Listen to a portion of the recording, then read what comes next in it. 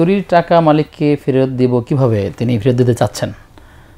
এক সময় তিনি আত্মসাৎ করেছেন, এখন তাকে ফেরত দিবেন, কি ওয়েতে ফেরত দিবেন? অনেকভাবে ফেরত দেওয়া যায়, গিফট হিসেবে দেওয়া যায়, হাদিয়া হিসেবে দেওয়া যায়, অথবা ব্যক্তির অ্যাকাউন্ট নাম্বার জেনে সেখানে বেনামে জমা করে দেওয়া যায়, বিভিন্নভাবে দেওয়া যায়। আর সর্বোচ্চ হতেও পারে যে ভাই আমি তো এক সময় অবুঝ ছিলাম, যার কারণে অন্যায়ভাবে এই টাকাটা আমার কাছে আসছে, আমি আপনাকে এটা ফেরত দিলাম। তাতে তার ভক্তি বেড়ে যাবে, তার প্রতি আত্মবিশ্বাসটা বেড়ে যাবে, আসলে বেড়ে যাবে, তার প্রতি দোয়া আসবে মন থেকে, যেন এক সময় লোকটা খারাপ ছিল, ভালো হয়ে গেছে।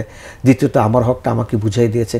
সে ব্যক্তি জানে না আচ্ছা চুরি করেছেন, তাহলে চুরির টাকা বিভিন্নভাবে দেওয়া যায়। আপনি অগোচরে তাকে তার পকেটে ঢুকাই দিতে পারেন, তার ব্যাগে ঢুকিয়ে দিতে পারেন, তার অ্যাকাউন্টে জমা করে দিতে পারেন, তার বিকাশ নম্বরে পাঠিয়ে দিতে পারেন, বিভিন্নভাবে তো দেওয়া যায়, কোনো অসুবিধা নেই। তো এখন তো দেওয়ার অনেকগুলো মাধ্যম রয়েছে, সেই মাধ্যম আপনি বুঝছেন। আর যদি এমন হয় যে যার টাকা আমি আসলে ঠিক বুঝতে পারতেছি না এই মুহূর্তে কার টাকা ছিল, নিশ্চিত করা যাচ্ছে না, অথবা তাকে হয়তো খুঁজেও পাওয়া যাচ্ছে না সে কোথায় আছে, এরকম যদি হয় সেক্ষেত্রে পরিশোধ করার উপায়টা তার নামে সাদাকা করে দিবে, তার নামে সাদাকা করে দেবে, আর আল্লাহর কাছে মাপ চাবে যে আল্লাহ আমি ভাইয়ের কাছ থেকে নিয়েছিলাম, তার হকটা আমার কাছে রয়ে গেছে, আমি আজকে তার পক্ষ থেকে তার নামে সাদাকা করে দিলাম, আমাকে আল্লাহ মাফ করে দেন। কিয়ামতের দিন হইতে পারে আল্লাহ ওই ব্যক্তিকে ডেকে বলবে যে তোমার হক আজকে বড় করে আমি এত রূপ দিলাম, তার ভিতরে অনুশোচনা তৈরি হয়েছে, তখন খুশি হয়ে তিনি মাফ করে দিবেন।